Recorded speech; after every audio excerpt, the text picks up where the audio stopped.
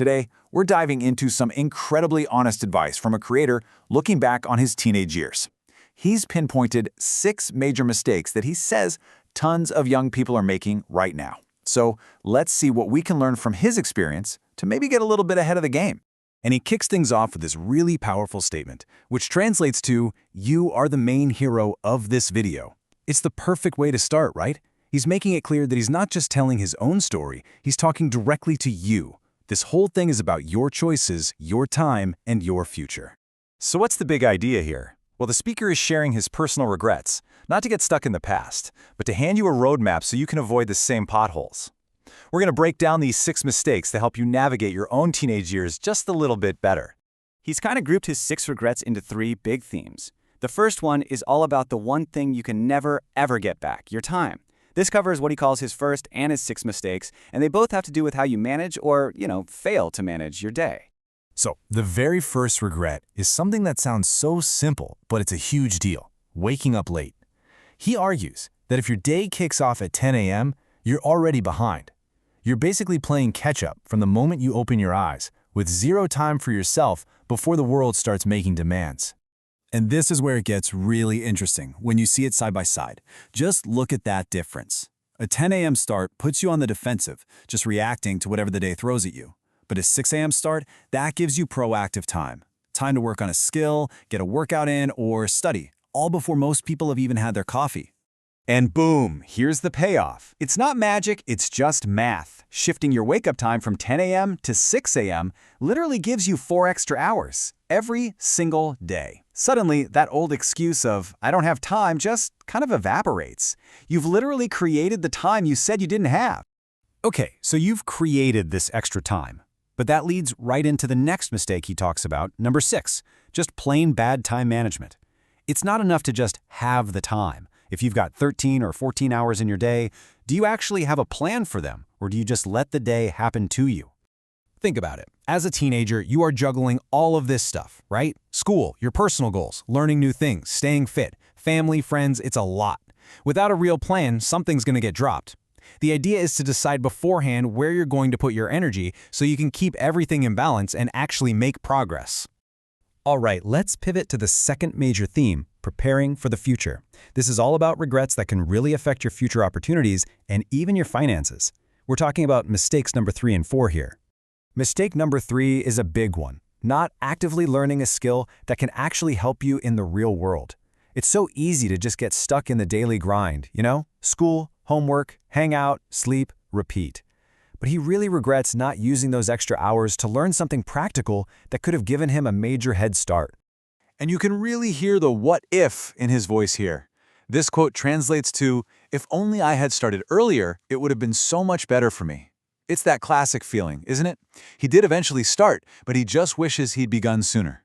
This is his way of telling you the best time to start was yesterday. The second best time is right now. And that brings us to the flip side of the coin, how you can waste that precious time. For him, the big time sink was gaming. Now, he's not saying gaming is evil or anything. His point is that pouring hundreds of hours into something with insane competition was a bad bet for his future, especially when that time could have gone into a skill with a much better chance of success. This table just lays it all out, doesn't it? Gaming gives you a huge, immediate rush, but for pretty much everyone, the long-term value is tiny.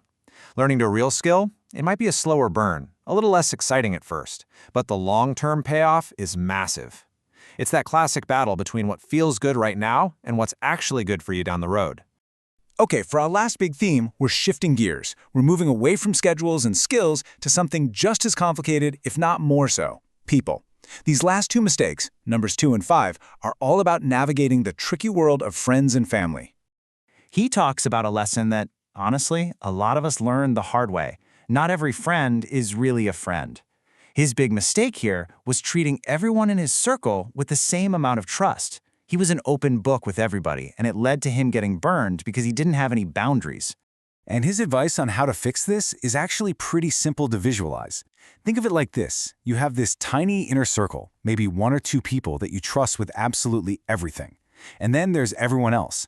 They can still be your friends, of course, but you just have different rules, different boundaries for them. It's all about being smart about who you let get close. All right, now we get to what he calls his most controversial piece of advice, and this one's aimed specifically at older teens, like 15 and up. He says a huge mistake is misunderstanding what your parents' role is supposed to be. This is a tough one, so let's really unpack what he means.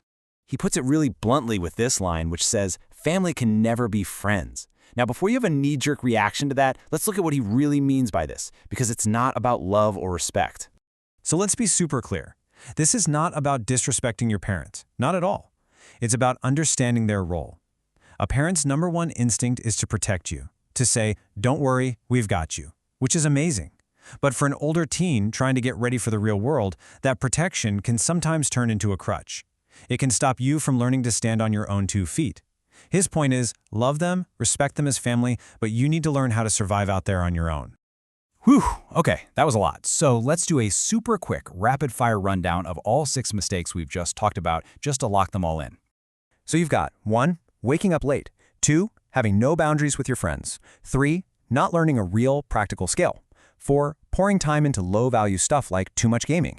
5. Misunderstanding your parents' role as you get older. And 6. Just overall bad time management. Seeing them all together really brings it home, doesn't it? Okay, when you see them all listed out like that, it can feel a little heavy, I get it. But the final message here isn't about regret. It's about opportunity. It's not about what you've been doing wrong. It's about what you do next. And this is really the whole point. He's sharing his past so you can own your future. Yeah, it's always better to start late than never, but why wait? You have the chance, right now, to start making choices that will build a better future, starting today. And that leaves us with one final, very important question. His teenage years are over. They're in the past. But yours, they're happening right now. So the question for you is, what are you going to do with them?